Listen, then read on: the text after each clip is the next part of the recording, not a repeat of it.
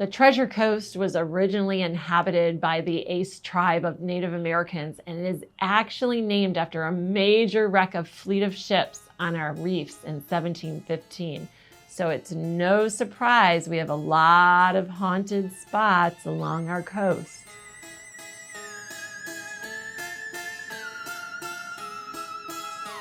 Our first haunted location is the Driftwood Resort right here in Vero Beach.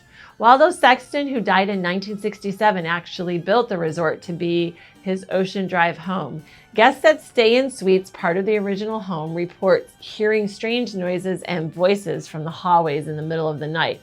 And many report seeing an older man wearing a hat and suspenders standing near the stairs to the beach. It seems Waldo continues to roam the home he built even in the afterlife.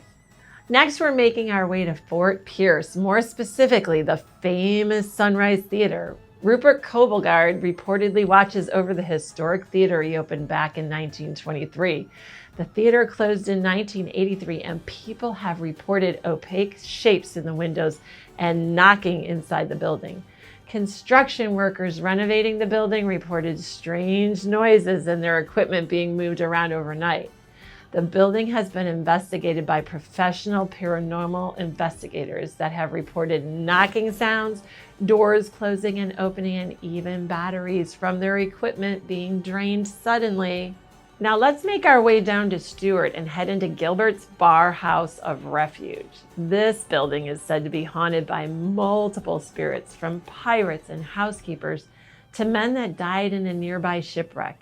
It is Martin County's oldest building and was used to house shipwrecked passengers from 1876 to 1945 until it was turned into a museum in the 1950s. People have reported wailing voices, flashes of lights, a black vessel in the lagoon, a woman roaming the building, and hazy figures wandering the beach shore. Present-day housekeepers report smelling beef stew despite the kitchen being unusable since the 1940s, and shards of glass that disappear as they try to pick it up. And the creepiest room is the attic. No surprise there, which is now off limits to the public. Visitors claim to feel a sinister presence when entering the room, hearing knocking and even being touched by invisible hands. Visiting this museum is not for the faint of heart. Last but not least is the Deviltree legend in Port St. Lucie. In Oak Hammock Park, the large gnarled branches hang heavily from this ancient tree. Residents warn tourists not to wander around the tree past dark, and for a good reason.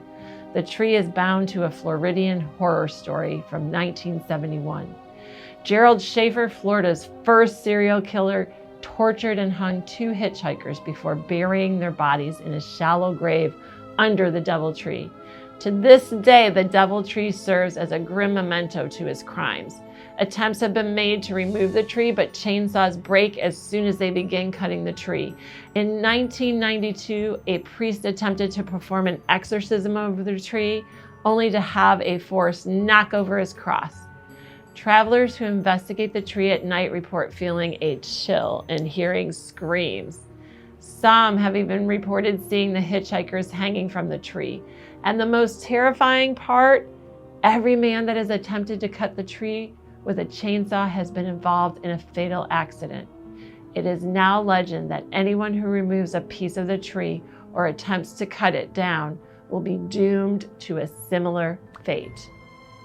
Hopefully I didn't scare you too much and you decide to stick around and subscribe to watch our future videos. In the next few months, we will be posting videos on how to enjoy the holiday season on the Treasure Coast, including more spooky videos for Halloween. Leave in the comments below, have you visited any of these haunted locations? And if not, are there any other spots on the Treasure Coast that are haunted that I didn't mention? Thank you for watching.